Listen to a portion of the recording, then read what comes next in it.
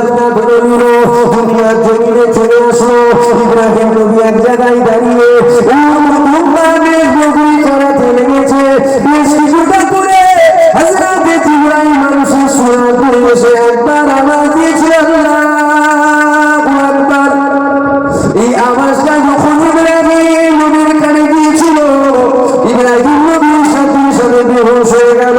আমার আল্লাহ আবার হুঁশটা দিয়ে দিল, ইব্রাহিম নবীর হুঁশ এসে গেল। ইব্রাহিম নবী বলতে হয়ে গেল, কে আল্লাহর বান্দা আমার খালিকের নাম নিল, কে আল্লাহর বান্দা আমার মালিকের নাম নিল, কে আল্লাহ পাকের বান্দা আমার প্রভুর নাম নিল, কে আল্লাহর বান্দা আমার সৃষ্টিকর্তার নাম নিল। হযরত ইব্রাহিম মানুষের সূরা করে বলেছিল, ও নবী ইব্রাহিম, আমি নিয়েছি আল্লাহ পাকের বান্দারা, আর একবার তুমি আমার খালিকের নাম নাও, আর একবার তুমি আমার প্রভুর নাম নাও, আর একবার তুমি আমার সৃষ্টিকর্তার নাম নাও। ওই সময় ইব্রাহিম বলেছিল, প্রথমবার নিয়েছি মন চেয়েছি নিয়েছি, এবার যে আল্লাহর নাম নেব, আপনি আমাকে বলছেন তাই আমি নেব। কি দেবেন বলে?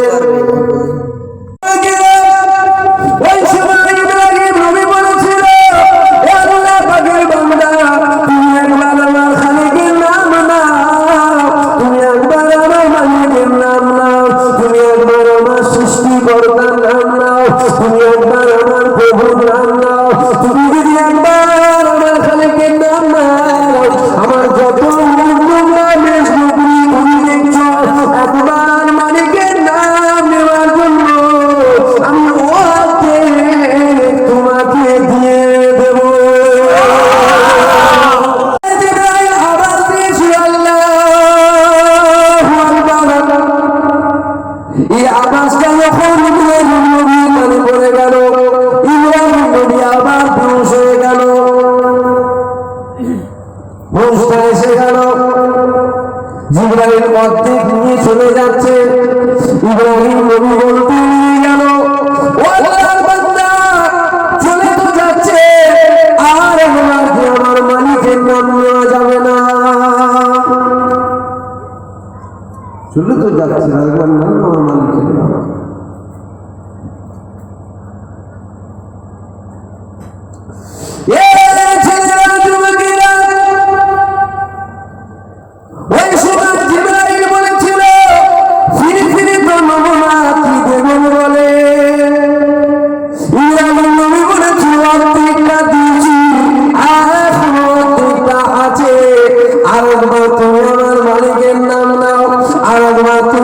সৃষ্টিকর্তার নাম নাও, আর একবার তুমি আমার খালিকের নাম নাও, তুমি যদি আর একবার আমার খালিকের নাম নাও, এখন অর্ধেকটা আছে, একবার মালিকের নাম নেওয়ার জন্য এই অর্ধেক তোমাকে দিয়ে দেব।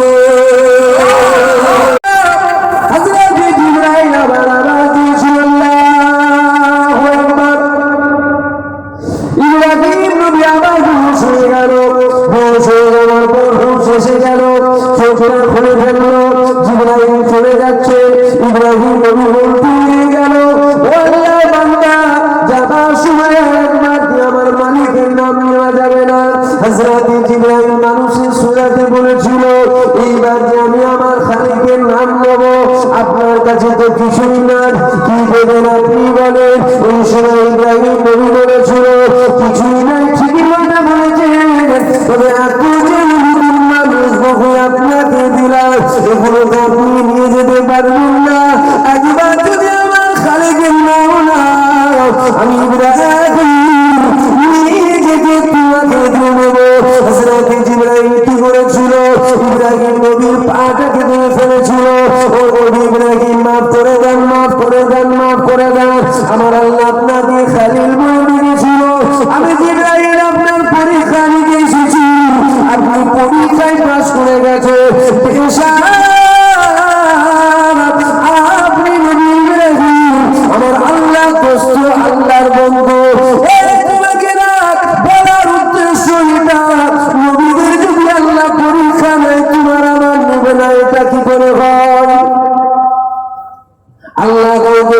খাইয়ে পরীক্ষা দেবে, আল্লাহ কাউকে শুকিয়ে রেখে পরীক্ষা দেবে।